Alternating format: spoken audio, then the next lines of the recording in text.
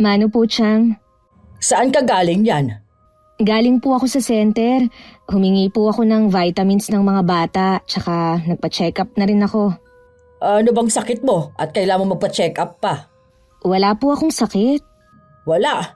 Ay teka, huwag mong sabihin na buntis ka na naman. Bakit naman gulat na gulat kayo may asawa naman akong tao. Ang sabi mo kasi sa akin nun, tama na ang 4 dahil mahirap ang buhay. Ano po ang magagawa ko? Nakabuo kami ulit ni Hector. Kapag hindi pinagbigyan, magtatampo. Pagmumulan pa namin ng away. Dapat kasi, ikaw nang nagkokontrol. Dahil ang mga lalaki, sugod lang yan ang sugod. Kahit pagalitan niyo pa ako, Chang, wala na pong magagawa. Nandito na eh. Hindi ka man lang kasi nag-iisip.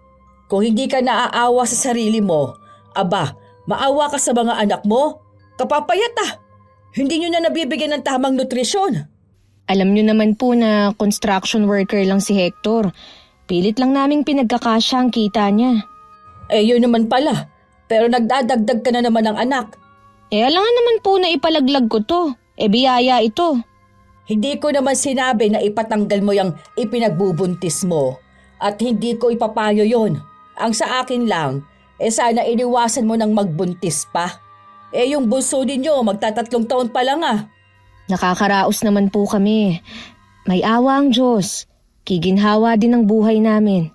Ika nga, nasa Diyos ang awa, nasa tao ang gawa. Paano kayo kaaawaan kung kayo mismo hindi naawa sa mga sarili ninyo? Hindi kayo nag-iisip kung paano makakaahon sa kahirapan tapos nagpaparami pa kayo ng anak. Ang importante naman po, hindi kami nang aapak ng kapwa namin. At higit po sa lahat, hindi kami nanghihingi ng kakainin namin sa ibang tao. Kahit ano pa po ang sabihin nyo, masaya kami ni Hector sa pagkakaroon ng bagong anak. Ang pagsusugal ay maaaring magbigay ng panandaliang aliw at pag-asa na manalo. Pero sa huli, madalas itong nagdudulot ng pagkaubos ng pera, problema at kalungkutan. Sa umpisa ang mga sugarol puno ng enerhiya at kumpiyansa. Pero kapag natatalo, umuuwing luhaan. Kung magsusugal ka, dapat handa ka ring matalo. At hindi dapat galawin ng perang nakalaan para sa pamilya mo. Ang paglalaro ng sugal dapat merong limitasyon. Magandang araw, Miss Gwen. Tawagin niyo na lamang po akong Maribeth. 35 ang edad at tubong Bulacan. May asawa at 5 anak. Gusto ko po magbahagi ng kakaiba kong karanasan sa inyo nung buntis ako sa bunso ko. May 5 taon na ang nakakaraan. Nagtatrabaho ako nun sa palengke bilang tindera ng mga gulay at ang napangasawa ko naman ay kargador. Dahil sa tuksuhan, naging malapit kami ni Hector sa isa't isa at nangarap na magsasama habang buhay.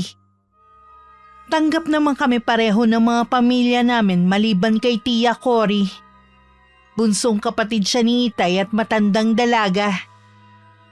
Wala pa sana kaming balak magpakasal noon kaya lang nabuntis ako ni Hector.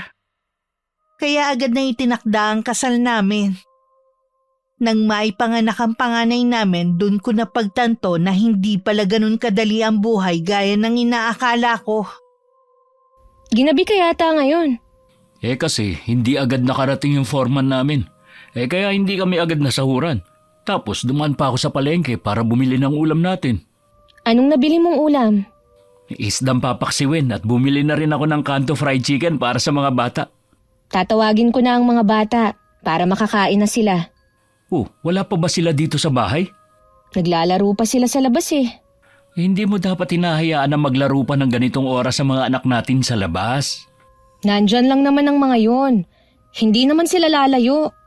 Alam mo naman na delikado na ang panahon ngayon lalo na sa mga bata. Ang iingay kasi kanini, kaya pinalabas ko muna. Teka, tatawagin ko lang. Jing! Vida! Janicel! Justin! Umuwi na kayo! Nandito na ang tatay nyo!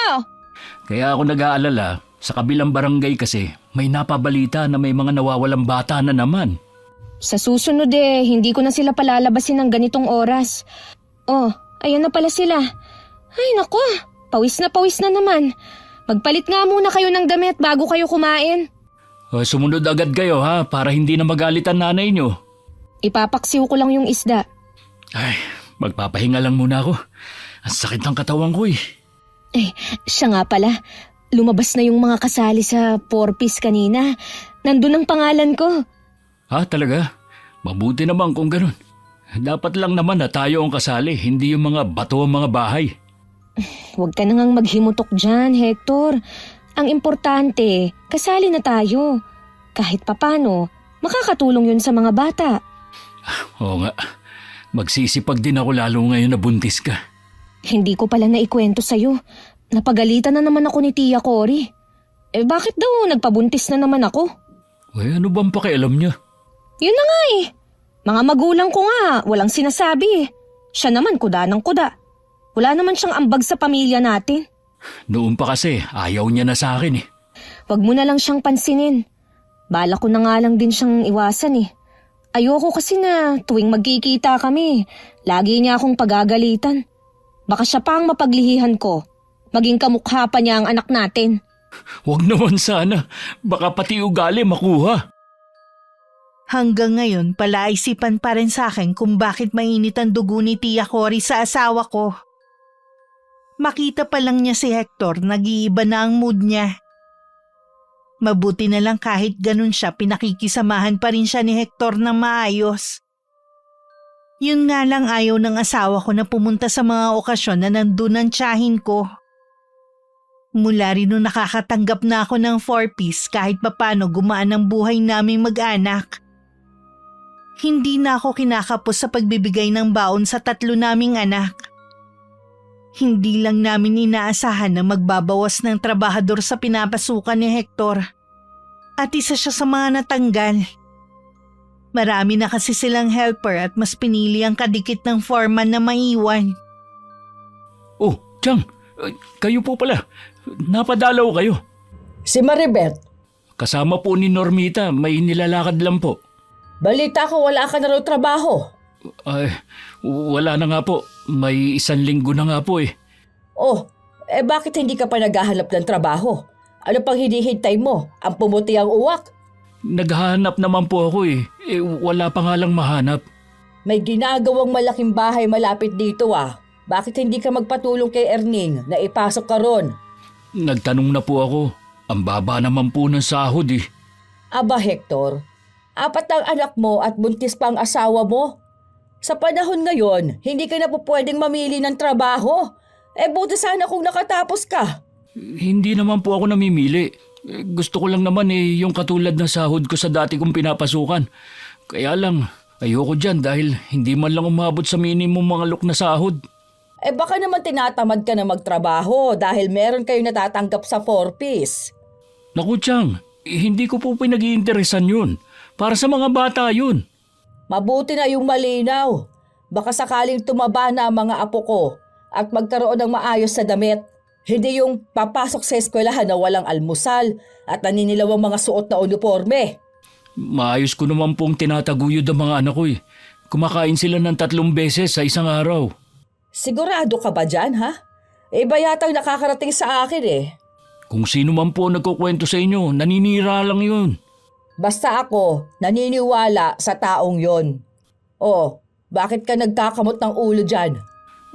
May balakubak po kasi ako kaya nangangati ang ulo ko. Magpalit ka ng shampoo. Yun lang ang solusyon dyan. Chang, baka gabihin po nang uwi si Maribeth. Ipinagtatabuyan mo na ba ako, ha? Ay, hindi naman po. Baka kasi may gagawin pa kayo sa inyo. Alam ko naman kasi na abala kayong tao O siya, aalis na ako. Pakisabi na lang kay Maribeth na dumaan ako. Hindi na kasi siya nagagawi sa bahay Sige po, Chang. Ingat po kayo sa pag-uwi Ay, grabe talaga magsalita ang matandang yun. Ay, kaya siguro tumandang dalaga. Hindi ko rin nagustuhan ang mga sinabi ni Tia Cory sa asawa ko. Nang makauwi nga ako, nagkwento si Hector na nanggaling sa bahay namin ng tiyahin ko. nagpasalamat na lang talaga siya at wala ako nun. Mabait pa nga sa kanya ang asawa ko dahil kung ako yon baka nasagot ko na siya. Masyado na kasi siyang nakikialam sa buhay namin. Naiinis din ako sa taong nagchichismis sa kanya ng kung ano-ano tungkol sa pamilya ko. Alam naman siguro niya na ganun ang ugali ng tiyahin ko. Sulsulera din siya. Wala siguro yung magawa kaya pati buhay ng ibang tao pinakikialaman. Baka tanggapin ko na lang yung trabahong inaalok ni paring Mario. Ha? Di ba nga, ang layo kaya hindi mo gusto. Kung sasama ka sa kanya, di lingguhan ang uwi mo niyan. Wala nga kasi ako mahanap na malapit lang eh. Ayoko naman na mapirmi lang dito sa bahay. Baka mamaya pumunta na naman dito ang tiyahin mo. Bungangaan na naman ako. Masyado talagang intrimitida ang matandang yun.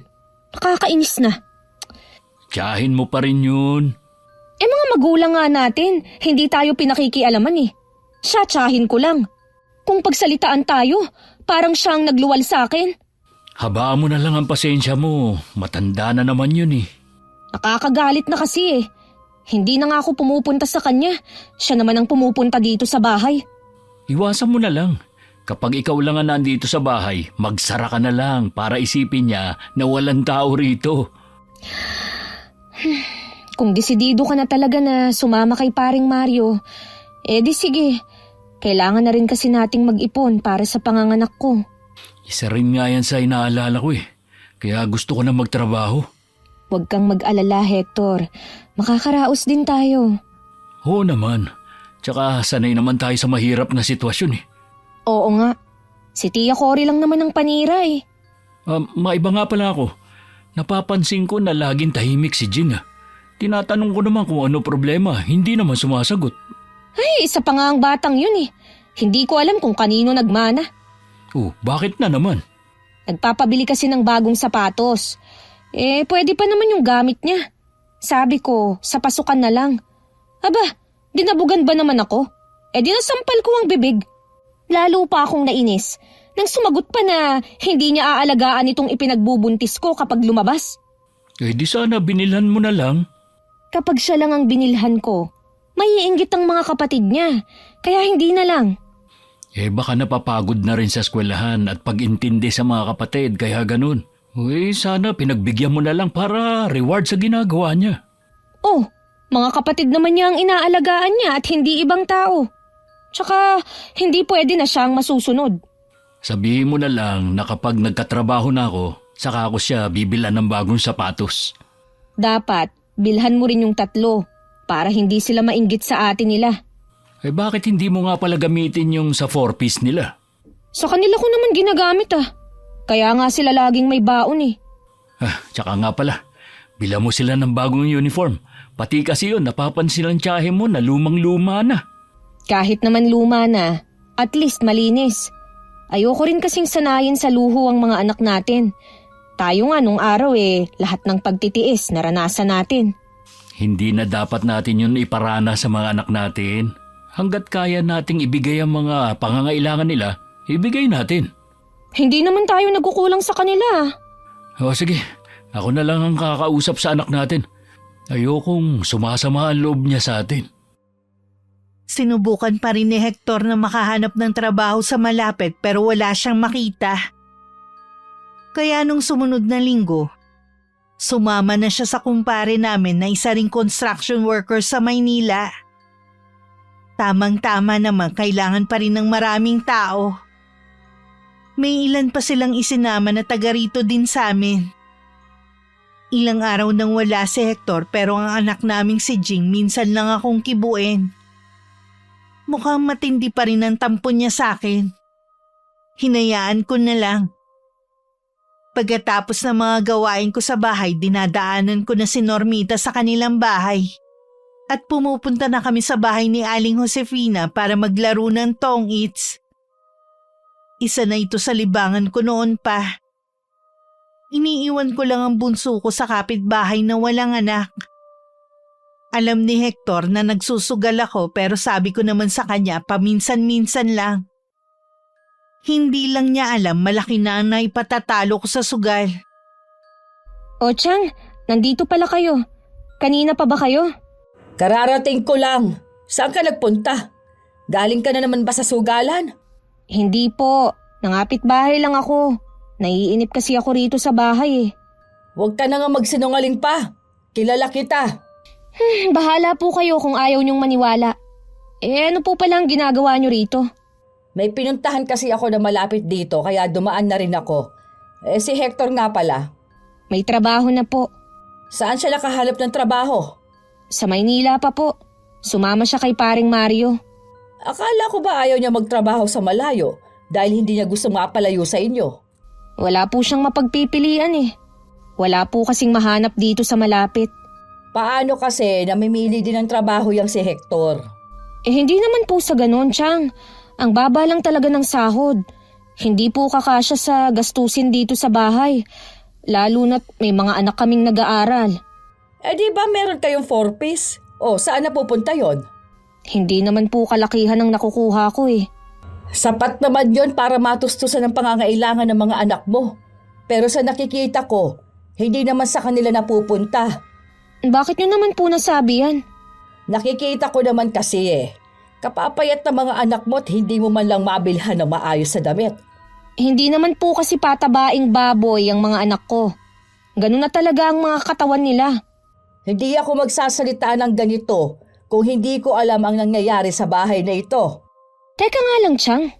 Sino ba ang nagsusumbong ng kung ano-ano sa inyo, ha? Huwag mo nang alamin. Basta alam kong kalagayan ng mga bata dito. Mabuti ka pa nga kada lalabas ng bahay nakapostura. Samantalang ang mga bata para basahan ang mga suot. Oras na malaman ko kung sino ang tsismosang nagkukwento sa inyo. Hihilahin ko talaga ang dila niya. Duda ako kung magagawa mo nga yan. Ano pong ibig niyong sabihin? Ang mabuti pa, alagaan mo na lang ang mga anak mo at yung ipinagbubuntis mo. Tigilan mo na ang pagsusugal. Kapag hindi ako nakapagtimpe, isusumbong kita sa asawa mo. Alam po ni Hector na nagsusugal ako. Kinukonsinti ka pa talaga niya, ha? Alam naman po niya na libangan ko lang ang paglalaro. Kesa naman maging libangan ko ang pakikialam sa buhay ng ibang tao. Sa inis ko, hindi ko napigilang magparinig sa tiyahin ko. Bahagya naman siyang natigilan at saka nagpaalam ng uuwi. Naiwan naman ako nag-iisip kung sino ang nagsusumbong sa kanya. Halos lahat naman kasi ng mga kapitbahay ko dito tahimik lang at abala sa kani-kanilang buhay. Baka nanguhula lang ang tiyahin ko. Pero siguradong sigurado siya sa mga binibitiwan niyang salita. Dahil naubos na ang puhunan ko sa sugal, hindi na muna ako lumabas ng bahay. Pagdating ng mga anak ko, uminit pa ang ulo ko dahil humihingi sila sa akin ng pera. Wala naman akong maibigay dahil natalo na sa sugal. Lalo pang uminit ang ulo ko nang sagutin na naman ako ni Jing. Nasa kanila naman daw yung pera sa 4-piece pero pinapatalo ko lang daw sa sugal. Wala kang karapatan na pagsalitaan ako ng ganyan. Anak lang kita. Doon nga kayo sa labas. Lalo nyo lang pinapainit ang ulo ko. Nagmamadali naman lumabas ang mga to. Nakonsensya naman ako dahil nasigawan ko na naman ang panganay ko. Hindi ko na kasi napigilan ng sarili ko. Isa pa sa napansin ko, madalas na niya akong pagdabugan at sagot-sagutin ng pabalang. Kung ang mga kapatid niya excited na sa magiging kapatid nila, siya naman parang naiinis pa. Kaya naman nang dumating si Hector, sinabi ko na ang mga napapansin ko sa panganay namin. Hindi naman niya yung binigyan ng pansin. Baka daw nagseselos lang ito. Pero hindi ako kumbinsido dahil hindi naman siya ganun sa iba niyang kapatid. Kinausap pa rin naman ito ng asawa ko para malaman ang saloobin nito. Mas nagsasabi kasi sa kanya ang anak namin kesa sa akin. Anong sinabi ng anak mo? Tama ka nga, hindi selos ang dahilan. Ano ang dahilan niya? Nag-aalala siya na baka kapag nanganak ka, siya na naman ang mag-aalaga. Pagod na raw siya. Grabe naman siya. Akala mo, 24 oras siyang nag-aalaga sa mga kapatid niya. Hindi man lang daw kasi niya nararanasan na makapaglaro noon. Dahil pagdating niya sa eskwelahan, inuobliga mo siya na magbantay sa mga kapatid niya. Natural lang yun. Dahil siya ang panganay. At pinapabantayan ko lang naman sa kanya kapag may ginagawa ako eh. Hindi lang yun ang sinabi ng anak natin. Ano pa ang mga sinumbong niya sa'yo? Nagsusugal ka na naman pala. Akala ko ba ititigil mo na yan ngayong buntis ka na? Hindi naman lagi eh. Naiinip lang kasi ako dito sa bahay kaya nanunood ako. Minsan lang akong umupo para maglaro. Kaya ba wala kang maibigay na pang merienda sa mga anak natin kapag humihingi sila? Minsan lang naman akong walang maibigay eh. Sa kanila naman napupunta ang pera sa porpis eh. Bakit sabi ni Jing, sa sugal lang daw napupunta? Ano ba ang alam niya sa pagbabudget ha? Gusto niya, ibigay ko na lang sa kanya at bahala na siya sa mga gastusin nilang magkakapatid eh. Ang tindi naman niya para paghanapan ako. Baka akala niya, sa kanila lang ang nakukuha ko sa porpis. Para sa buong pamilya yun. Basta tigilan mo na pagsusugal mo. Oo na, hindi na. Magmumukmuk na lang ako dito sa bahay. Yan naman ang gusto niyo eh. Ang inaalala ko lang, baka malulung ka sa sugal. Kaya lang naman ako nagsusugal dahil nagbabakasakali ako na manalo. Sabi kasi nila, swerte ang buntis. Naniwala ka naman dyan. Di sana matagal ka nang nanalo. Tuwing buntis ka lagi ka na lang nasa sugalan. Baka naman yan ang pinaglilihihan mo. Grabe ka naman. Sa dami ng pwede kong paglihian, sugal pa talaga. Sa panganay lang kasi natin Pero tuwing buntis ka, lagi kang nasa pasugalan. Naranasan ko pa nga sa bunso natin na dinadala na lang kita ng pagkain dahil ayaw mo nang umuwi. Huwag mo na ngang ipaalala yan. Nahiya ka rin kapag naalala mo. Kaya pakiusap, ihinto mo na ang pagsusugal. Wala namang magandang idudulot yan Paano pa ako makakapagsugal kung wala naman akong pera? Pagkasyay mo na lang tong sahod ko. Bumili ka ng mga pagkain ng mga bata para hindi na sila hihingi pagdating sa eskwela. Tumangulang ako pero hindi ko naman siya sinunod. Nang umalis siya, nagsugal na naman ako. Sa pagkakataong yun, sinasama ko na ang bunso ko dahil tumatanggi na ang kapitbahay namin na mag-alaga. Dahil hindi ko naman daw siya binibigyan ng sahod.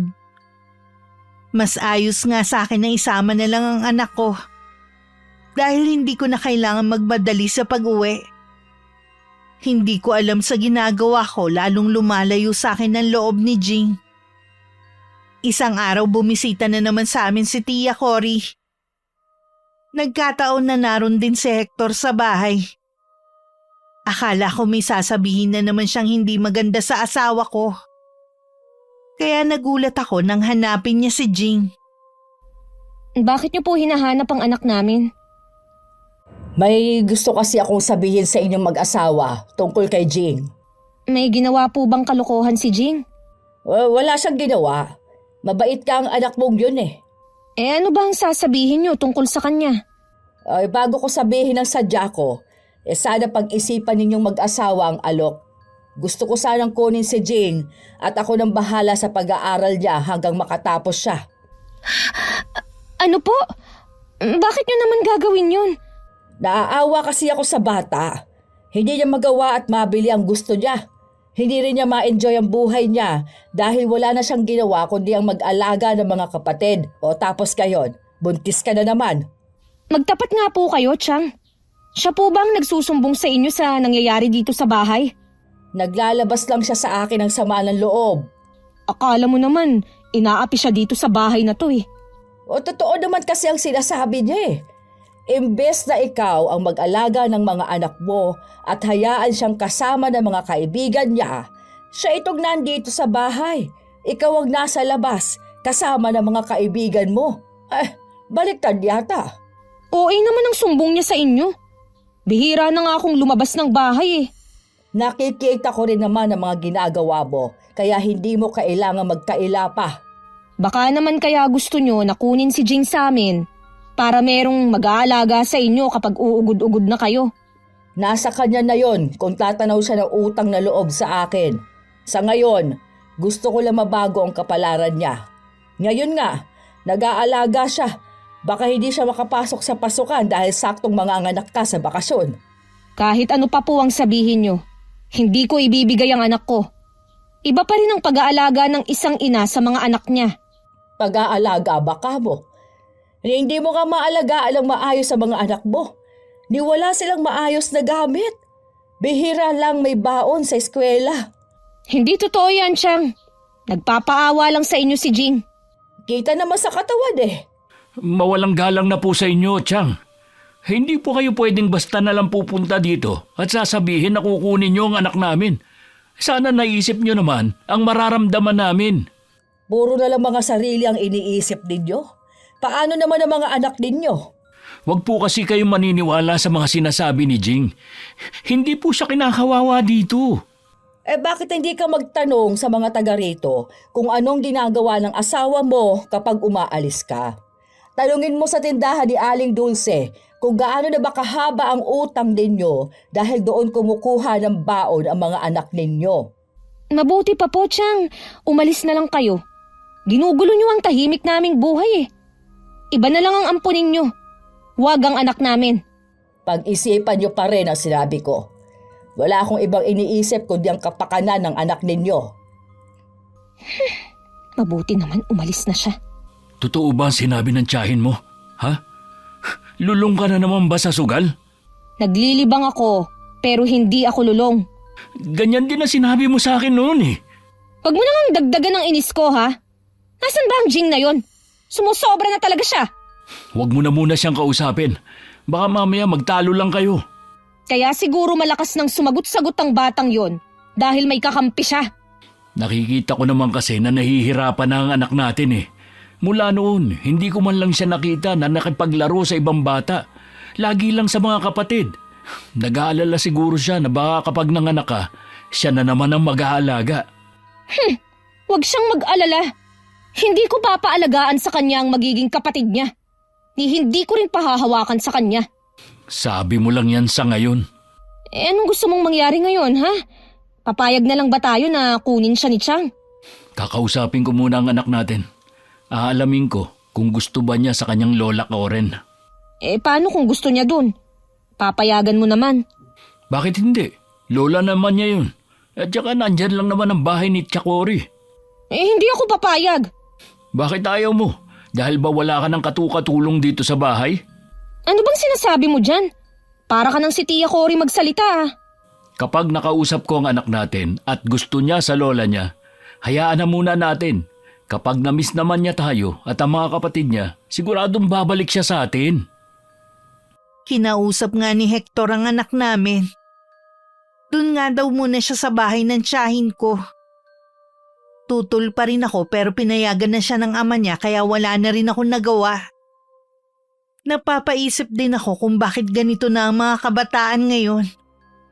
Hindi na maaasahan kahit sa pagbabantay lang ng mga kapatid. Hindi katulad namin noong araw na mas inuuna ang pagtulong sa mga magulang kesa sa paglalaro. Parang gusto pa ng mga bata ngayon na sila na ang masunod sa gusto nila gaya ng anak ko. Nang umalis si Jing sa bahay, nahirapan talaga ako dahil siya ang nagluluto kapag nasa sugalan ako. Siya na rin ang nag-aasikaso sa mga kapatid niya. Ngayon napipilitan ako umuwi agad at tapusin ang paglalaro ko. Lalo tuloy akong hindi makabawi-bawi kaya laging mainit ang ulo ko. Kaliwat kanan na rin ang mga naniningil sa akin. Napilitan na tuloy akong isang laang ATM ng 4-piece ko. Nalaman naman yun ng asawa ko. Bakit pati naman yung ATM isinanla mo? Wala na kasi akong maisip na gagawin eh. 3 buwan lang naman. Kahit na. Para yun sa mga bata eh. May trabaho ka naman eh. Di ikaw na muna ang bahala. Hindi mo pa kasi tigilan ng pagsusugal mo eh. Tingnan mo tuloy yung nangyari. Hector, wag mo na nga akong sisihin pa. Sino gusto mong sisihin ko? Naamin ko na nga nakasalanan ko eh. Sana naman madala ka na ngayon. 3 buwan na nga lang manganganak ka na eh. At wala pa rin tayong ipon. Ni isang gamit wala ka pa nabibili. May mga pinaglumaan naman dyan na baru-baruan eh. Konti na lang naman ang bibilihin na gamit. Pagod na nga ako sa trabaho. Ito pa dadatnang ko. Akala mo naman, hindi ako napapagod dito sa bahay. Alam ko naman na pagod ka din. Pero mas gagaan sana ang buhay natin kung hindi ka magsusugal. Makakaahon din tayo. Magtiwala ka lang. Makakaahon lang tayo kapag tuluyan mo nang iniwan yung pagsusugal mo. Hindi na nga, di ba? Ngayon lang dahil wala ka ng pera. Tsaka na nga tayo mag-usap. Masama ang pakiramdam ko. Bakit? Anong nararamdaman mo? Bigla kasing nanigas ang tiyan ko eh. Nahihirapan din akong huminga. Uy, dadali na kita sa ospital. Wag na. Mawawala din to. Kailangan ko lang siguro ng pahinga. Baka dahil na rin sa stress yan.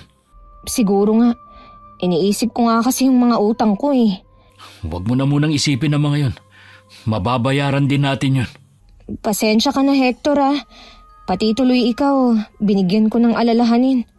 Pasensya ka na rin kung nagalit ako sa'yo. Ikaw na muna ang bahala sa mga bata. Magpapahinga lang ako. O sige, maiwan na muna kita ha. Dadalan na lang kita ng pagkain mo. Sa kabila ng mga nangyari, ang laman pa rin ng isip ko kung paano ako makakabawi. Hindi ko nga lang alam kung kanino pa ako hihiram ng perang pangsugal. Malakas talaga ang kutob ko na mananalo na ako sa susunod. Sabi kasi nila swerte daw ang buntis sa sugal. Totoo naman, dahil nung mga una lagi ako nananalo. Ewan ko ba kung bakit nung huli sunod-sunod na kamalasan naman ang naranasan ko. Para bang may nagdala ng malas. Nang mga sumunod na araw, nasa bahay lang ako. Nag-iisip kung kanino ako pwedeng mangutang ng pampuhunan. Bigla naman dumating si Normita at niyayaya akong mag-tong-its. Namomroblema nga ako ngayon eh, kung saan ako kukuha ng pera. Ilang araw na akong nandito lang sa bahay. Naiinip na talaga ako. May alam ako na pwede mong utangan. Yun nga lang ang taas niyang magpatubo. Naku, hindi na. Baka palayasin na ako ng asawa ko dito sa bahay. Paano ka makakabawi niyan? Hindi ko nga alam eh. Yun na lang kasing sinasabi ko. Kilala ko yung sinasabi mo na nagpapautang na yan. Si Aling Presi, no? Basta makabayad ka lang sa oras mabait naman yun. Ay, ayoko. Kilala ko ang matandang babae na yun. Kapag nahuli ka lang sa pagbabayad, ipapahiya ka na sa maraming tao. Kaya nga kailangan mo lang magbayad sa tamang oras. Sa iba na lang ako mangungutang. Sige, bahala ka. Tara muna ka na, Aling Josefina. Manunood lang tayo. Sige na nga, para makapaglibang-libang din. Sabay na kaming lumabas ng bahay ni Normita para pumunta sa sugalan. Pagdating doon, iilan pa lang ang mga tao. May 2 pang bakanteng lamesa. Nanood lang kami sa mga naglalaro nang may nagpaupo sa akin. At ako na lang daw ang magtuloy. Bibigyan na lang daw ako ng puhunan. Naniniwala daw siya na swerte ang buntis. Abot tenga naman ng ngiti ko na sumulya pa ako kay Normita. Naupo na ako at excited na binalasa ang baraha. Noong una ako na ang nananalo. Pero habang tumatagal, pasama ng pasama ang nakukuha kong baraha. Sunod-sunod ang talo ko. Ang taong nagpaupo sa akin nagparinig pa na hindi naman pala daw totoo na swerte kapag buntis. Masama ang loob ko na umuwi na lang ako. Nagpaiwan naman si Normita. Habang daan, nakasalubong ko naman si Tia Cory. Galing ka naman sa sugalan, ano? Kailan ka ba talaga magtitino, ha? Pwede po ba, Chang? Huwag na kayong makialam sa akin. Nagmamalasakit lang ako sa'yo. Akala mo yata, hindi ko alam na pati ang ATM sa 4-piece isinangla mo na dahil dyan sa bisyo mo. Ano? Chang, hindi ko po alam kung paano nyo nalaman yan. Pero sana naman, ilihim nyo ang tungkol doon. Takot ka naman pala na mabuko pero hindi mo pa rin tinitigilan ang pagsusugal mo. Bukod tanging ikaw lang ang buntis doon. Titigil naman po ako kapag nabawi ko na ang mga natalo sa akin . Kailan pa yon? Hindi ko po alam. Pero naniniwala ako na siswertihin din ako. Kapag hindi ka pa tumigil sa ginagawa mo, isusumbong na kita sa mga magulang mo. O di sige, magsumbong kayo. Diyan naman kayo magaling eh. Ang pakialaman ng buhay ko. Para din naman sa kabutihan mo ang ginagawa ko. Lagi namang ganyan ang sinasabi niyo sa akin eh. Bakit ang mga kapatid ko hindi niyo pinakikialaman? Dahil mas maayos ang buhay nila, hindi katulad mo na walang direksyon. Sus, akala niyo naman napaka-perpekto ng buhay niyo. Maaaring hindi, pero hindi naman katulad ng buhay na meron ka ngayon. Baon sa utang. Hindi maibigay ang gusto ng mga anak at sugarol. Oo, tama naman lahat ng mga sinabi niyo. Pero may nakalimutan pa kayong idagdag. Kahit ganito ako, hindi ako nakikialam sa buhay ng ibang tao. Hindi gaya niyo. Balang araw, maiisip mo ring tama ang lahat ng mga sinabi ko sa'yo. Ibalik niyo na nga lang sa amin ang anak ko. Baka nilalaso na ninyo ang utak ng bata eh. Maayos na ang kalagayan ng anak mo sa akin. Kung makikita mo siya, hindi mo iisipin na siya si Jing. Tandaan niyo po ito. Iba pa rin ang pag-aalaga ng isang ina. Hindi niyo ako maiintindihan dahil wala naman kayong anak. O bukas, papupuntahin ko siya para makasama naman niyang mga kapatid niya. Lalo tuloy na dagdagan ng inis na nararamdaman ko dahil kay Tia Cory. Minsan naiisip ko na baka siya nagdadala ng kamalasan sa akin. Umuwi na lang ako sa bahay. Pagdating ko, nadatnan ko na ang 2 bata. Pinasundo ko na rin sa kanila si Justin na pinaiwan ko sa isa ko pang kapitbahay. Marami kasing bata doon at makakapaglaro yun. Kinabukasan dumating nga si Jing. Ang laki ng pinagbago nito. Kahit luma, maayos ang damit nito. Nagkalaman-laman na rin ang kanyang braso. Ang layo na nga ng itsura niya kesa dati. Samantalang 2 linggo pa lang mula nang umalis siya sa bahay namin. Kahit si Hector hindi makapaniwala. Magaling pala talaga mag-alaga si Chakori. Tumaba sa kanya si Jing eh. Pataba naman siya nung nandito ah. Pero hindi katulad ngayon. Eh doon kasi, wala siyang kaagaw sa pagkain. Dito kasi marami sila. Kapag ganyan na nakikita ko sa anak natin, okay lang sa akin kung doon muna siya sa tiyahin mo. Hindi naman pwede yun. Anak natin siya. Dapat lang na kasama natin siya dito sa bahay. Hindi mo ba kaya magsakripisyo alang-alang sa kabutihan ng anak natin? Ayos lang ba sa'yo na maayos ang buhay niya sa tiyahin ko? Samantalang ang mga kapatid niya dito, nagtitiis lang kung anong meron dito sa bahay? Hindi naman kasalanan ni Jing yun eh. Binigyan na nga kasi tayo ng pagkakataon na kahit papano guminhawa ang mga anak natin, sinanla mo naman ng ATM. Uungkatin mo na naman ba yan, ha? Hindi pwedeng hindi maungkat ang ginawa mo. Inamin ko na nga ang kasalanan ko eh. Huwag mo naman sanang laging ipaalala ang pagkakamali ko. Hindi ka naman nagbabago eh. Lagi ka pa rin nasa sugalan. Sabi ng mga anak natin, minsan daw inuumaga ka na. Minsan lang naman nangyari yun. Maliban sa alam mo na iligal ang pasugalan na yun, hindi mo man lang iniisip na buntis ka. Paano kung marid ang lugar na yun, ha? Mag-isip ka nga, Maribeth. Hindi tatagal ang pasugalan na yun kung hindi protektado. Sinabi ko na yun sa'yo, di ba? Kung hindi lang sa mga anak natin, iniisip ko na hindi na umuwi dito eh. Ngayon mo pa talaga sinasabi yan? Kung kailan maglilima na ang anak natin? Ayaw mo kasing makinig sa akin eh. Nakikinig naman ako sa'yo ah. Gagawa ko ng paraan para mabayaran mo lahat ng utang mo sa mga tao at para mabawi mo yung ATM. Saan ka naman kukuha ng pera? 2 alagang baka kasi naibenta ng kapatid ko. Susubukan kong manghiram sa kanya. Kay Kuya Arnel ka hihiram? Siya lang naman ang alam ko na may alagang hayop eh. Sa kanya nga. Siguradong hindi ka tatanggihan nun. Kaya nakikiusap ako. Tama na ang pagsusugal mo. Hindi na talaga ako magsusugal. Makalipas ang 1 linggo, lahat ng utang ko nabayaran ni Hector. Hindi na rin ako bumalik sa pagsusugal gaya ng pangako ko. Nasa loob lang ako ng bahay at laging nakahiga. Hindi ko na rin kasi kayang matagal na nakaupo. Kaya nasisiguro ko na hindi na talaga ako makakapagsugal. Pero gaya ng kasabihan, kakainin ko rin ang sinabi ko. Magpipitong buwan na nun ang tiyan ko nang bumalik na naman ako sa pagsusugal. Mas malala ngayon dahil hindi ko na naaasikaso ang mga anak ko. Dahil doon sinumbong na ako ng tiyahin ko sa mga magulang ko. Kinuha nila ang mga anak ko dahil sa awa.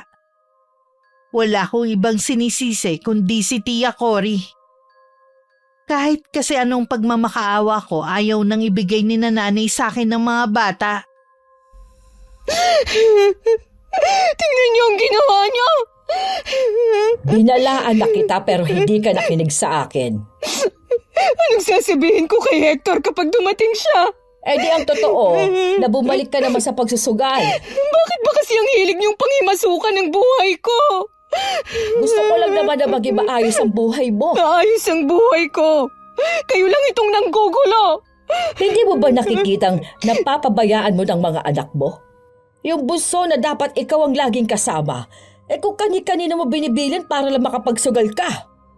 Itong tatandaan niyo, Chang. Oras na hindi ibalik ng mga magulang ko ang mga anak namin ni Hector. Hindi kita mapapatawad. Sige lang, sanay naman na ako sa galit mo eh. Pakiusap lang. Huwag ka nang babalik dito. Ayoko na kayong makita kahit kailan. Walang mangyayari sa'yo kung dadaanin mo lang sa iyak. Anong gusto niyong gawin ko, ha? Wala na rin ang mga anak ko. Nung una si Jing ang kinuha mo. Balang araw makakatulong sa inyo si Jing. Kung gusto mong mabuo ulit ang pamilya mo, ipakita mong nagbago ka na sa mga magulang mo. Huwag mo nga akong utusan kung anong dapat kong gawin. Umalis ka na sa bahay ko! Hindi mo ako kailangang ipagtulakan pa. Aalis na ako. Huwag ka nang babalik dito kahit kailan! Ilang beses pa ako nagpunta sa bahay ng mga magulang ko para pakiusapan silang ibalik na ang mga anak ko pero nagmamatigas sila. Sila pa ang nagbanta na kapag ipinilit ko ang gusto ko, kung hindi ako titigil, isusumbong nila sa mga pulis ang pasugalan ni Aling Josefina. Wala akong magawa kundi ang umuwi na lang. Dumating ang araw ng pag-uwi ni Hector. Hinahanap niya ang mga anak namin dahil may pasalubong siya sa mga yon. Bigla na lang ako napaiyak. Oh, bakit ka umiiyak? Tinatanong lang naman kita kung nasa ang mga anak natin ah. Kinuha sila ni nanay nung isang araw pa. Ha? Uy, bakit naman? Hector, kung ano-ano kasing sinumbong ni Tia Cory sa mga magulang ko eh. Kaya kinuha nilang mga anak natin. Sila na lang daw muna ang bahala sa kanila. Ang gusto kong malaman kung anong dahilan nila. Napapabayaan kong araw ang mga bata. Magtapat ka nga. Bumalik ka na naman ba sa pagsusugal mo, ha? Eh, hindi naman ako laging nagsusugal eh. Bakit ba ang hirap mong pakiusapan? Hindi mo man lang isinaalang-alang ang mga anak natin. Natural na kapag inuna mo ang pagsusugal, mapapabayaan mo talaga ang mga bata. Eh, hindi naman ah. Maghapon naman sila sa eskwelahan. At bago pa sila dumating eh, nandito na ako sa bahay. Magpapahinga lang ako sandali. Susundiin ko na rin ang mga anak natin. Alam ko na galit ka sa akin. Sana naman maintindihan mo ko. Lagi naman kitang iniintindi. Pero sana naman intindihin mo rin ako. Ilang gabi na nga akong hindi mapakali dahil sa mga anak natin eh. Hindi ako sanay na wala sila dito sa bahay. Kaya nga susunduin ko na sila. Huwag ka na umiyak. Makakasama lang yan sa anak natin. Si Tia Cory lang naman kasi ang dahilan kung bakit nasisira ang pamilya natin eh. Hindi na lang siya manahimik sa bahay niya. Huwag mo nang sisihin si Tia Cory. Totoo naman na may pagmamalasakit siya sa mga anak natin. Siguro nakakainis lang ang paraan niya. Basta. Huwag na siyang magpapakita sa akin. Baka dahil sa kanya, papaanak pa ako nang wala sa oras. Huwag mo na lang siyang pansinin. Lalo ka lang mai-stress eh. Hindi na nga talaga. Pupuntahan ko na ang mga anak natin. Huwag ka na lang sumama. Sana mapakiusapan mo si nanay at tatay. Naging kainip-inip sa akin ng mga sandali. Hindi rin ako makakain dahil sa pag-aalala. Maya-maya ang silip ko sa may labas ng bintana. Dahil din siguro sa sobrang pag-iisip kaya pati tiyan ko naninigas din. 2 oras pa bago nakabalik si Hector. Hindi niya kasama ang mga anak namin. Hector, nasan ang mga anak natin? Bakit hindi mo sila kasama? Nakausap ko mga magulang mo. Nakiusap sila na dun muna ang 3 bata. Pumayag ka naman. Mas nakakaawa ang mga bata kung ibabalik ko sila rito. Hindi ko rin sila maaalagaan dahil nasa malayo ako. Para mo na rin sinabi na naniniwala ka sa mga sumbong ni Tia Cory. Hindi lang mga magulang mo nakausap ko, pati mga anak natin. Kung kani-kanino mo pala iniiwan ang bunso natin para lang makapagsugal ka. Hating gabi na, hindi pa sila nakakakain dahil nagsusugal ka pa. Yan bang hindi mo pinababayaan? Alam mong delikado ang panahon ngayon. Iniiwan mo sila nang walang kasama dito. Hindi naman lagi. Tigilan mo na nga yung pangangatwiran mo. Hindi ko nga kayang mawalay sa mga anak natin. Pwede mo silang dalawin doon. O kaya, doon ka muna tumira sa mga magulang mo. Ayoko nga tumira doon. May bahay naman tayo eh. Ayaw mo doon kasi hindi ka na makakapagsugal. Ayaw mong napagsasabihan ka. Kaya nga tayo bumukod eh. Para wala nang makikialam sa atin. Pero pinakikialaman pa rin nila tayo. Hindi na kasi tama ang mga ginagawa mo. Oo na! Lahat kayo tama! Ako naman mali! Ikaw pa ngayon ang galit? Pasalamat ka nga may nagmamalasakit sa mga anak natin eh. Ikaw naman kasi may problema. Bakit ba ninyo ako pinagtutulungan ha? Ganun ba ako kasama sa paningin nyo? Ang nagpapasama kasi sa'yo yung pagsusugal mo. Masama rin sa kalusugan mo yung nagpupuyat dahil sa sugal. Pauwiin lang nila ang mga anak natin. Hindi na ako magsusugal. Ay, hayaan mo na lang sila sa mga magulang mo. Hindi naman sila ibang tao eh. Ang intindihin mo na lang yung pinagbubuntis mo. Tayo ang mga magulang at masigit na may karapatan. Bakit nila tayo inaalisan ng karapatan? Pumayag naman ako sa gusto nila eh. Dahil naisip ko na tama naman sila. Mahal ko ang mga anak natin. Kaya lagi kong inuuna ang kapakanan nila. Mahal ko rin naman sila. Pero hindi mo kayang labanan yung hilig mo sa pagsusugal. Hindi ko nahahayaan na mapahamak pa ang mga anak natin bago pa ako kumilos. Sige na, panalo na kayo. Magpapaubaya na lang ako. Pagod na rin akong makipagtalo. Dinadalaw ko na lang ang mga anak ko sa bahay ng mga magulang ko. Ayoko man aminin sa sarili ko mas maayos ang lagay nila kumpara nung nasa poder ko sila. Siguro nga pabaya akong ina. Tama rin naman si Hector, hindi ko kayang labanan ang pagkahilig ko sa sugal. Lulong na nga siguro ako. Dahil ako lang naman mag-isa sa bahay, malaya na akong gawin ang gusto ko. Madalas umaga na akong nakakauwi galing sa pasugalan. Inilipat na nga pala ito at hindi na sa bahay ni Aling Josefina. Isang umaga na pauwi ako, nakasalubong ko ang matandang babaeng matagal nang pinag-uusapan sa lugar namin. Tuwing nakikita ko siya, nag-iiba ang pakiramdam ko. Mabigat ang dugo ko sa kanya kahit noon pa. Nakatungo siyang naglalakad kaya hindi niya ako napansin na pasalubong sa kanya. Bago pa niya ako mabangga, itinulak ko na siya. Natumba siya sa lupa. Ayaw mo kasing tumingin sa dinadaanan eh. Hindi mo naman kailangan akong itulak eh. Ano, hahayaan na lang kita na banggain ako ha? Pasalamat ka, buntis ka. Hindi kita papatulan. Ano ba ang magagawa ng isang matandang katulad mo ha? Marami ako naririnig tungkol sa'yo. Hindi ko akalaing totoo palang matalas ang dila mo. Hindi mo rin alam kung paano gumalang sa mas matanda sa'yo. Totoo ang sinasabi nila. Kaya sa susunod, huwag kang haharang-harang sa daraanan ko. Huwag sana mamana ng anak mo ang pag-uugaling meron ka. Talaga bang ginagalit mo ko? Tandaan mo sana, iha. Hindi lahat kaya kang pagpasensyahan dahil buntis ka. Wala akong pakialam! Tabi dyan! Naiiling na lang si Aling Rosa habang naglalakad palayo. Hindi ko alam kung anong iniisip niya tungkol sa akin. Hindi ko alam kung taga saan talaga ang matandang yun. Basta na lang siyang sumulpot sa lugar namin. Walang nakakaalam kung may pamilya ba siya. Ang alam ng marami, malapit sa ilog ang bahay nito. Walang kuryente at umaasa lamang sa gasera. Nung dumating si Hector, naikwento ko sa kanya na nakausap ko ang matandang yun. Hindi ko lang binanggit sa kanya na itinulak ko ang matanda. Sigurado kasing magagalit siya sa akin.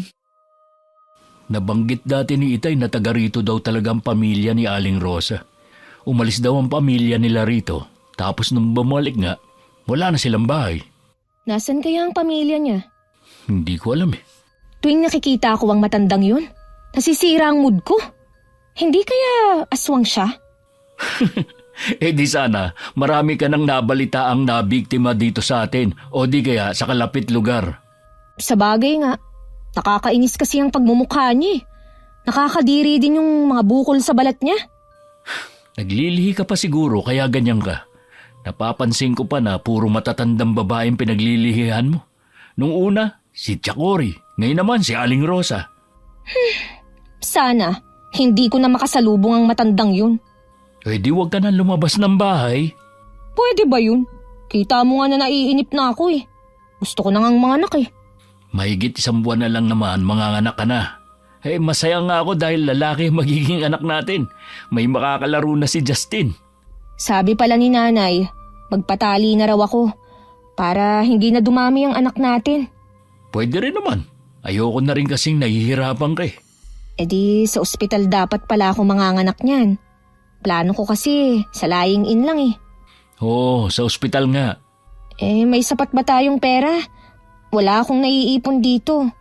Pinansugal mo na naman siguro ang binibigay ko sa'yo, no? Oo. Natalo din sa sugal. Hanggat walang masamang nangyayari sa'yo, hindi ka titigil, no? Inilayo niyo sa akin ang mga anak ko eh. Kaya tama lang, natanggapin mo rin kung ano ako. Kapag hindi ka pa tumigil, pati ako mawawala sa'yo. Eh di gawin mo. Wala na akong pakialam pa. Mabuti nga eh, para wala na akong intindihin dito. Hindi naman ako naniniwala na gagawin nga yun ni Hector. Lalo na sa kalagayan ko. Tuloy pa rin ako sa pagsusugal ko kahit minsan hindi kasama si Normita. Nagagalit na rin daw kasi ang asawa nito dahil baon na sila sa utang. Mabuti na lang nasa Maynila si Hector. Dahil kung hindi, pareho na kami ng kaibigan ko. Sunod-sunod na gabi na akong talo. Naubos na rin ang perang ibinigay sa akin ni Hector. Lalo tuloy umiinit ang ulo ko. Habang pauwi, iniisip ko kung anong paliwanag ang sasabihin ko sa kanya. Sa akin pa naman niya iniwan ang allowance ng mga bata ngayon linggo dahil akala niya dadalaw ako. Malapit na ako sa bahay namin na makita kong pasalubong sa akin si Aling Rosa. Ginabi ka yata, iha. Masama sa buntis ang nasa labas pag ganitong oras. Wala kang pakialam. Bakit ba lagi kang galit sa akin? Wala naman akong ginagawang masama sa iyo ah. Makita pa lang kita, naaalibadbaran na ako eh. Yun pa kayang kausapin mo ko. Kaya ka siguro ganyan dahil sa itsura ng balat ko. Hindi naman nakakahawa ang mga bukol sa katawan ko eh. Mabuti naman, sa'yo na nang galing yan. Nandidiri ka pala sa akin. Tumabi ka na nga lang at nagmamadali ako. Hindi maganda sa buntis sa may ganyang pag-uugali. Sino ka ba para sabihin sa akin yan ha? Dapat siguro sa'yo, tinuturuan ng leksyon. Anong balak niyong gawin? Malalaman mo rin. Ikaw mismo ang makakasagot sa mga tanong mo. Kapag may masamang nangyari sa anak ko, walang dapat sisihin, kundi ikaw.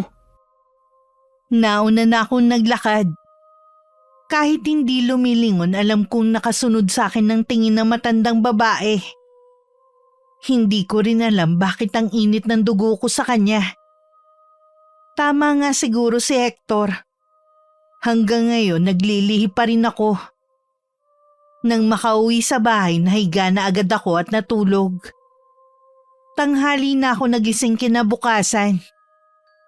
Tinapay at gatas lang ang inalmusal ko ng araw na yun. Nakatanaw ako sa labas ng bintana nang dumaan si Aling Rosa. Tumigil pa siya sandali at tumingin sa akin. Ewan ko ba kung bakit ako kinilabutan sa titig niya. Ibinaba ko na lang ang kortina. Bago magtanghalian naman dumating si Tia Cory. Nasira na naman tuloy ang araw ko. Ayoko sana siyang patuluyan kaya lang baka magsumbong na naman siya sa mga magulang ko. Namumutla ka yata. Tsaka ang payat mo ngayon. Baka po dahil nahihirapan ako sa pagbubuntis ko. Hindi mo kasi iniingatan ang sarili mo eh. Nagpapakapuyat ka sa pagsusugal mo, wala ka namang mapapala doon. Huwag niyo na lang pong intindihin ang pagsusugal ko. Kailan ka kaya magbabago? Hindi na po ako magbabago pa. Kung yan ang hinihintay niyo. Iba talagang nagagawa ng sugal. Lalong lumala ang ugali mo. Dahil na rin siguro sa iba't ibang taong nakakasalumuha mo. Kung sa tingin niyo nagbago ako, hindi po yun dahil sa bisyo ko. Dahil yun sa mga katulad niyong pakialamera. Noon pa talaga bastos ka na.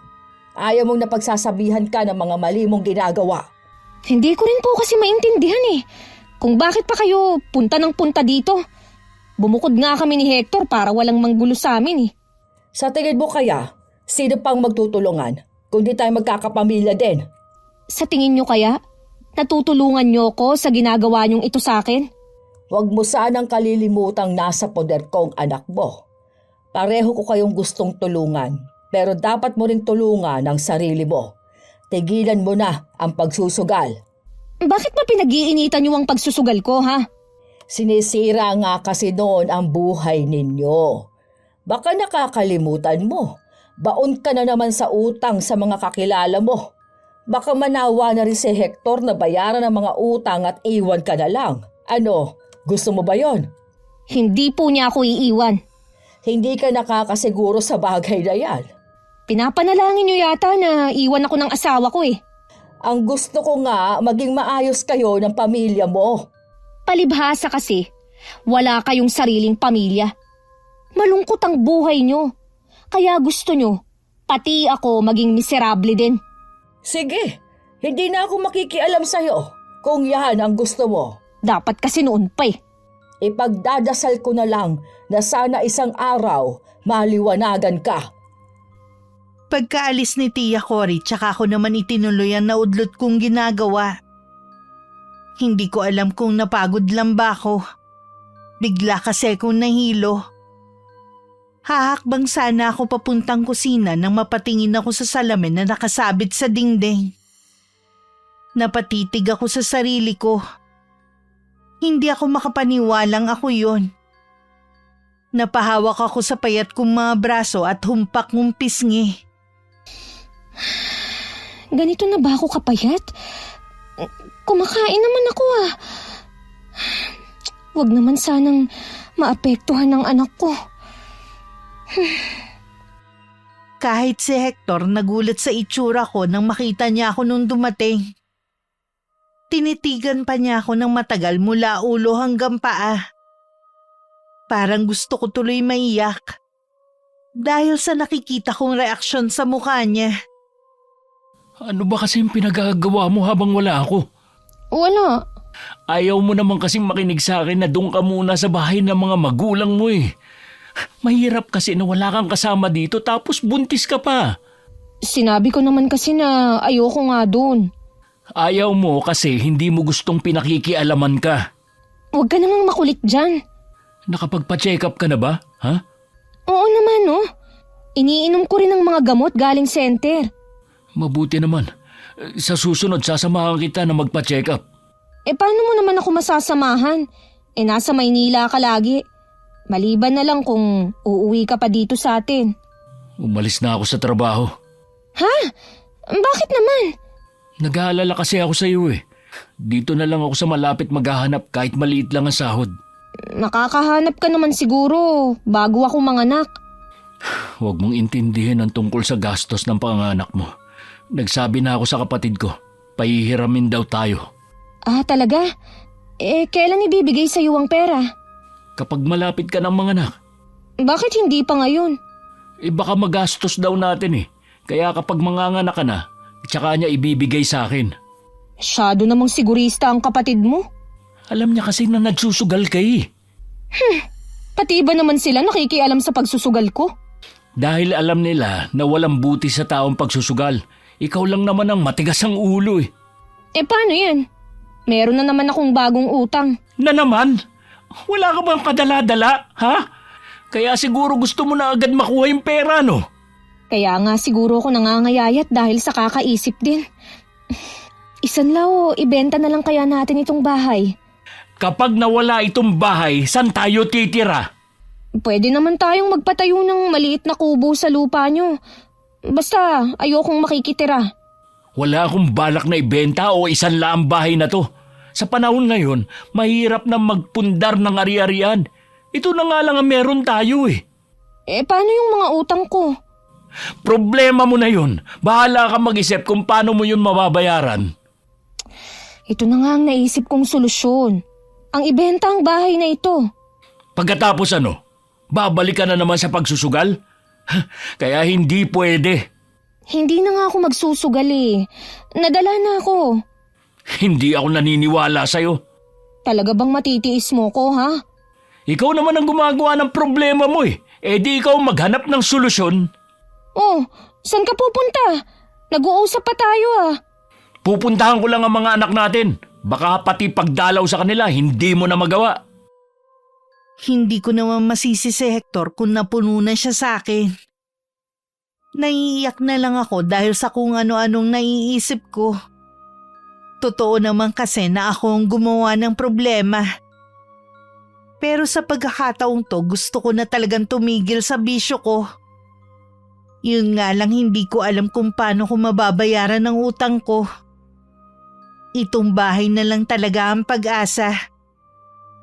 Kahit ayaw ni Hector, dali-dali kong hinanap ang titulo at nagpunta ako sa bahay ni Aling Josefina.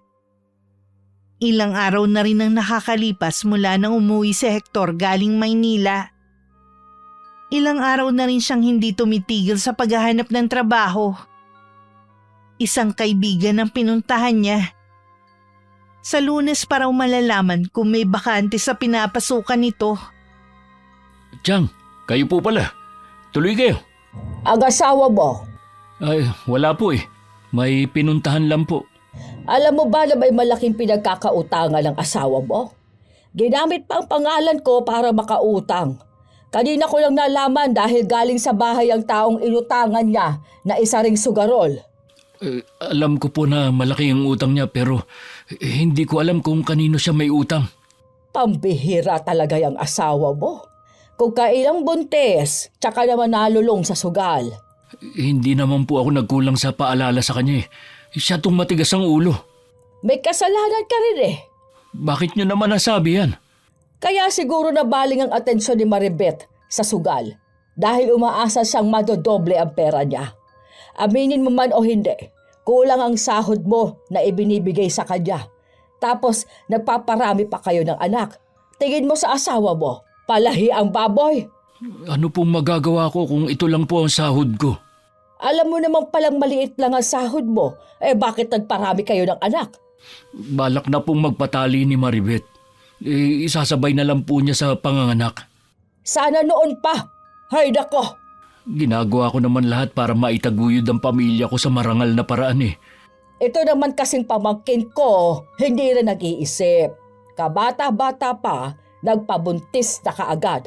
O ayan tuloy ang nangyari sa inyo. Nandito na po ito. Wala na tayong magagawa pa kundi tanggapin na lang. O ano pa nga ba? Magtatagal ba yung asawa mo? Baka po dumating na rin. Sabi niya sandali lang siya eh. Mayroon kasi akong sasabihin sa kanya tungkol... sinong tinitignan mo dyan sa labas? Yung si Aling Rosa po. Aling Rosa? Saan?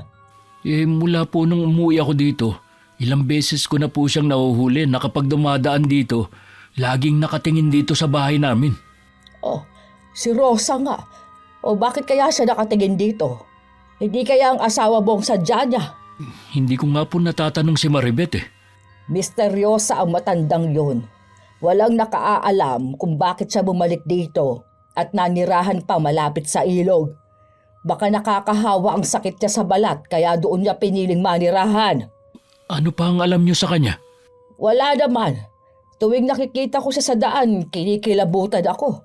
Hindi ko alam kung bakit ganun ang nararamdaman ko. Mabigat nga rin po ang dugo ni Maribeth sa kanya eh. Sabi ko, wag na lang niyang pansinin. Hindi kaya natarayan ni Maribeth ang matandang yon? Kilala mo naman ang asawa mo kapag nagsalita. Walang preno ang bibig.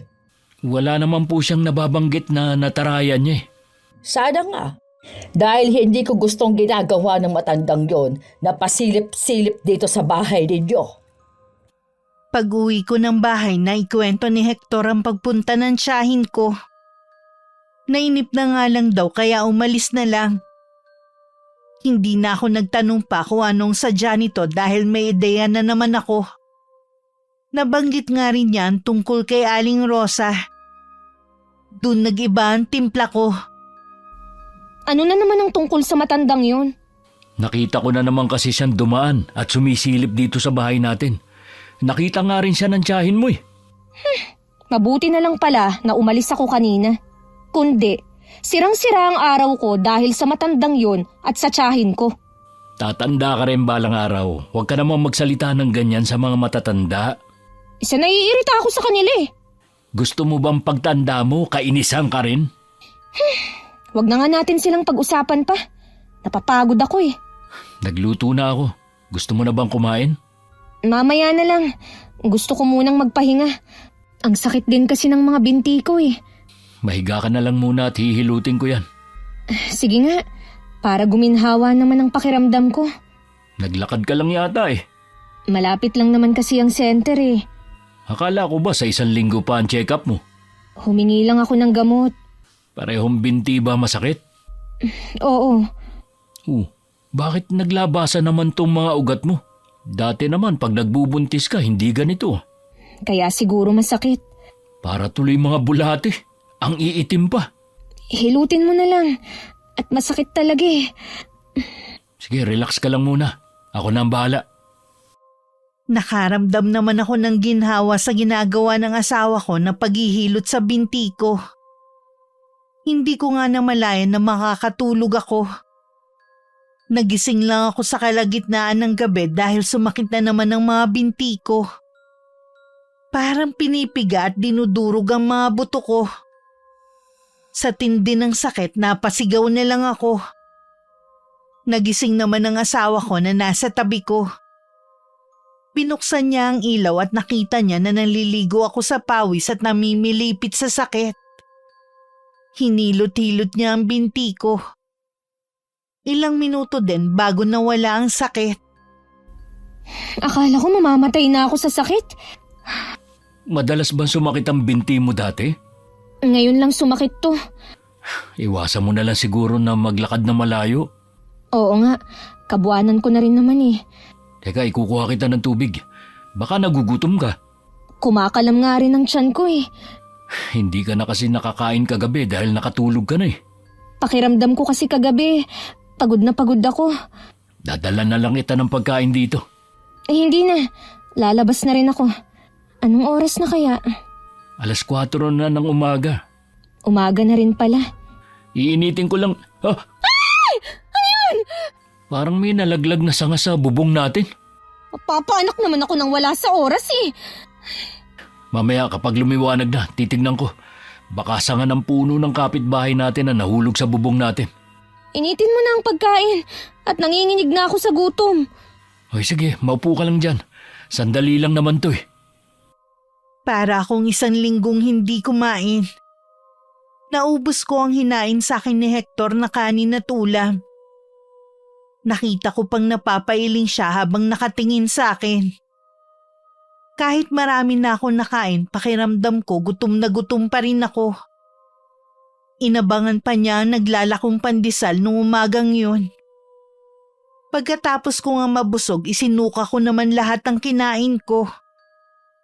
Nangihina ako pagkatapos, kaya nahiga na lang muna ako. Si Hector naman umakyat ng bubong namin para tingnan ang bagay na nahulog. Pero wala naman siyang nakita kundi puro tuyong dahon. Napapakamot na lang sa ulo na bumaba siya at sinabi niya sa akin na wala nga siyang nakita. Pareho tuloy kami nagtataka kung anong bagay ang bumagsak sa taas ng bubong kanina. Natatakot ako. Baka kung ano na yun. Huwag kang matakot, baka pusa lang yun. At saka nandito naman ako eh. Hindi kita iiwang mag-isa. Hector, hindi mo may aalis sa akin ng matakot. Lalo na't buntis ako at kabuhanan na. Ang tagal na nating nakatira dito pero ngayon lang naman nangyari to.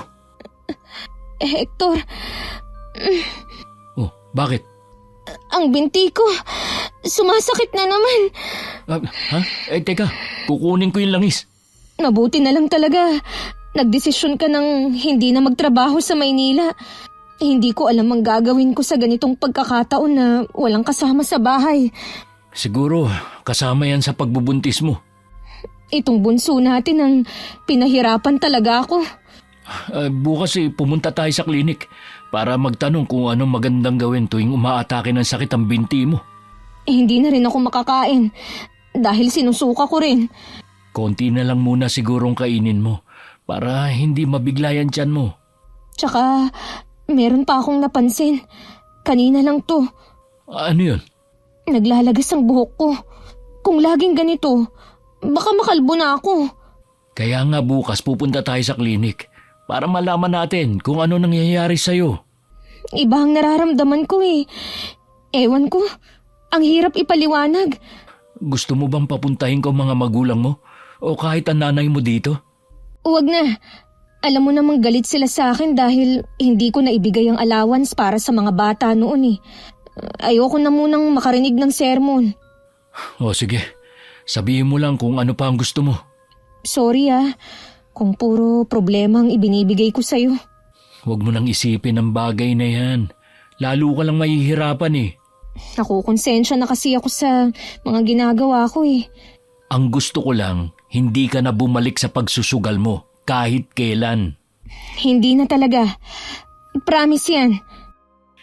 Nang gabing yun, kahit gustong-gusto nang pumikit ng mga mata ko, gising naman ang diwa ko. Pakiramdam ko may nakatingin sa akin kahit wala naman. Nang sulyapan ko si Hector, mahimbing na tong natutulog sa tabi ko. Gusto ko sana siyang gisingin. Pero naaawa naman ako kung pati siya mapupuyat. Kinuha ko na lang ang rosaryo at plano kong magdasal. Pero hindi pa naman ako nakakabigkas ng panalangin na pigtas yun. Doon na ako natakot. Sinabayan pa ng pagsakit na naman ng mga binti ko. Nagising na sa malalakas na sigaw ko si Hector. Natataranta pa itong hinilot ang binti ko. Kahit siya nagulat dahil pumipintig ang mga malalaking ugat nito. Mas matagal din ang pagsakit nito at umiiyak na rin ako. May 1 oras din siguro bago nawala ang sakit. Ayoko kitang takutin pero yung mga ugat sa binti mo parang may sariling buhay. Ano kaya to? Malalaman natin bukas. Pilitin mo na lang matulog. Babantayan kita. Ayoko. Natatakot ako. Nandito lang ako. Hindi mo kailangan matakot.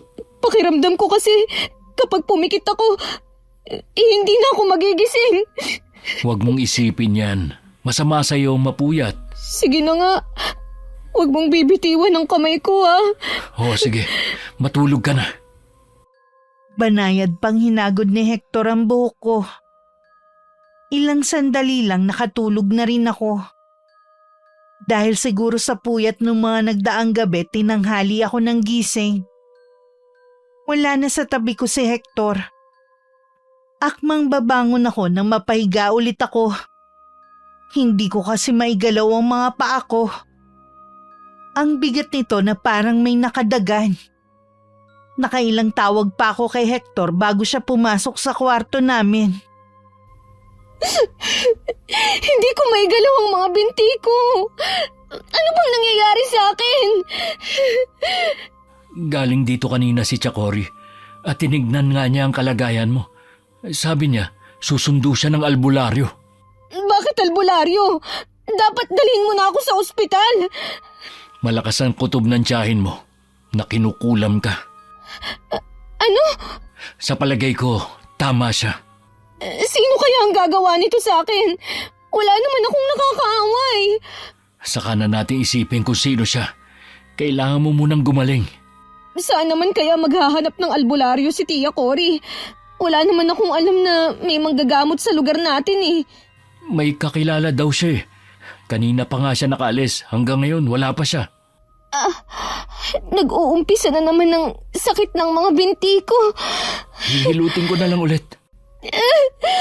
Mas matindi ang sakit ngayon kumpara dati. Parang pati buto ko tinudurog. Sana dumating na si Chakori kasama yung albularyo. Ayoko na. Sobrang sakit. Alam kong awang-awa na rin sa akin ng asawa ko pero wala din siyang magawa. Kahit ang ginagawa niyang paghihilot sa binti ko, wala na rin epekto. Habang tumatagal, mas tumitindi ang kirot. Hindi ko na rin namalayan ang pagdating ng albularyo at ng tiyahin ko. Nang dumating sila, biglang nawala ang kirot. Salamat po, dumating na kayo. Kanina pa siya iyak ng iyak sa sakit eh. Magaling na manggagamot yang si Macario. Mapapagaling niya si Maribeth. Taga rito din ang gumawa nito sa asawa mo, iho. Sino po kaya ang gumagawa nito sa asawa ko? Isang matandang babae na gusto siyang turuan ng leksyon. Parang alam ko na kung sino. Sino po? Di ang matandang si Rosa. May palagay akong nakaalitan niyang asawa mo. Alam niyang buntis ang asawa ko tapos kukulamin niya? Iwan niyo na muna kami. Baka hindi niyo makayanan na makikita niyo habang nanggagamot ako. Ipaubaya na lang natin kay Macario ang lahat. Halika na muna sa labas. Gusto ko sanang sabihin na wag nang lumabas si Hector pero pati dila ko nararamdaman ko ang pag-urong. Nasundan ko na lang sila ng tingin nang lumabas sila ng silid. Sinulyapan ko naman ang albularyo na may tali pa ng panyo sa noo. Meron siyang binibigkas na salita na hindi ko maintindihan. Habang sinisindihan ng 3 puting kandila, bumikit na lang ako habang nagdadasal sa isip. Naniniwala akong mas makapangyarihan pa rin ang dasal. Pupuntahan ko si Aling Rosa. Baka mapahamak ka pa. Hindi ko hahayaan na mapahamak ang mag-ina ko nang dahil sa kanya. Huminahon ka lang. Ipaubaya na natin kay Macario mangkukulab na yon. Hindi ko siya mapapatawad kapag may masamang mangyari sa anak namin ni Maribeth. Sana nga hindi maapektuhan ang anak ninyo. Yang kasing katabilan ng asawa mo, wala rin pinipili. Hindi naman niya kilala ang matandang yon para pagsalitaan niya ng masama. Masungit po talaga siya kapag buntis. Hindi dahilan yon. Tignan mo tuloy ang nangyari. Doble-doble ang problema ninyo. Oo nga po. Sasabihin ko na rin to sa'yo. Alam mo bang dinala ng asawa mo ang titulo ng bahay na ito kay Josefina? Ha? Ano po? Lumapit daw sa kanya ang asawa mo at nagpapahanap ng masasanlaan. Nabanggit nga po niya na gusto niyang ibenta ang bahay na ito. Pero hindi ako pumayag. Huwag ka mag-alala. Nasa akin na ang titulo. Dadalhin ko na lang sa ibang araw. Ako na rin ang bahala sa utang ng asawa mo. Kung ganun sa inyo na muna ang titulo namin. Hindi ko kailangan yon. Babayaran ko ang utang ng asawa mo at bahala na kayo kung paano ninyo ako mababayaran. Maraming salamat po. Ang akala ko talaga Na masama ako? Ganito lang ako magsalita. Pero nagmamalasakit ako sa inyo at sa mga anak ninyo. Alam ko na ngayon na mabait kayong tao. Kailangan ba talagang umabot ng ilang taon bago nyo yan malaman? Lagi kasi kayong masungit nun Lalo na sa akin. Siguro nasobrahan na nga rin ako. Kaya patawarin mo sana ako. Kalimutan na po natin yun. Nang muli ako nagmulat ng mga mata, nagdadasal pa rin ng albularyo sa wikang banyaga. Sa mga oras na yun, gumagaan na ang pakiramdam ko. Masakit pa rin ang mga binti ko pero hindi na ganun katindi. Sa isip ko, tama lang din sa akin ang nangyari. May kasalanan din kasi ko kay Aling Rosa. Sa isip ko, humihingi ako ng tawad sa kanya. Lingid sa akin, nakakarating sa matandang babae ang paghingi ko ng tawad. Lumipas pa ang ilang sandali. Tuluyan na akong gumaling. Magaan na ang pakiramdam ko. Maya-maya pa pumasok na si Hector at Tia Cory. Kumusta na ang pakiramdam mo? Magaling na ako. Magaling nga talaga si Mang Macario. Kasalanan ko rin kung bakit nangyari sa akin to. Naging bastos ako kay Aling Rosa. Sana mapatawad niya ako. Huwag kang mag-alala, Iha. Napatawad ka na niya. Alam niyang nilalaman ng puso at isipan mo. Maraming salamat po sa inyo. Marami pa sana akong gustong sabihin pero biglang humilab ang tiyan ko. Alam ko malapit na akong manganak. Nang araw na yun dinala na ako sa ospital. Nanganak ako ng araw na yun ng malusog na lalaking sanggol. Malaki ang pasasalamat ko dahil normal at malusog ang anak namin ni Hector. Sa kabila ng mga pagpapabaya ko sa sarili ko noon. Salamat sa Diyos. Hindi niya kayo pinabayaan. Nandyan ba si Tia Cory? Oo, hindi siya umaalis simula kahapon. Ang laki ng naging kasalanan ko sa kanya. Marami kang panahon para humingi ng tawad sa kanya at makabawi na rin. Siya din ang nagbayad ng utang mo. Ang hiling lang niya, huwag ka nang babalik sa pagsusugal. Hindi na talaga. Sa dami ng nangyari, natuto na ako ng leksyon. Ano kaya ang papangalan natin sa bunso natin? Gusto kong si Tia Cory ang magpangalan sa anak natin, Hector. O sige, ipaubaya na natin sa kanyang pagbibigay ng pangalan. Kitang-kita sa mukha ni Tia Cory ang saya nang sabihin namin ni Hector na siya ang magbibigay ng pangalan sa baby namin. Humingi din ako ng tawad sa kanya na tinanggap naman niya. Paglabas ko ng ospital, nabalitaan namin na umalis na sa lugar namin si Aling Rosa. Ipinagdasal ko na lang na sana mahanap ng matandang babae ang lugar kung saan magbibigay sa kanya ng katahimikan. Mahirap talaga kapag nalulung sa sugal. Hindi lang buhay ko ang nasira ko, pati ang pamilya ko at ang mga tao sa paligid ko. Malaki ang pasasalamat ko sa asawa ko dahil hindi niya ako sinukuan. Maging sa tiyahin ko na kahit sinagot-sagot ko, nagawa pa rin akong tulungan. Ang pangyayaring ito ang nagturo sa akin para mas lalo pang mapalapit sa Panginoon. Piliin ang tamang landas at huwag nang lingunin ang nakaraan kung saan muntik na akong maligaw. Alam kong marami sa atin ang nalulung sa kahit anong uri ng bisyo. Mahirap talikuran pero kapag may pananalig, magagawa din ninyo. Maraming salamat Miss Gwen sa pagpili ng aking sulat. Sana nakapagbigay din ako ng aral sa mga nakikinig sa araw na ito. Wakas.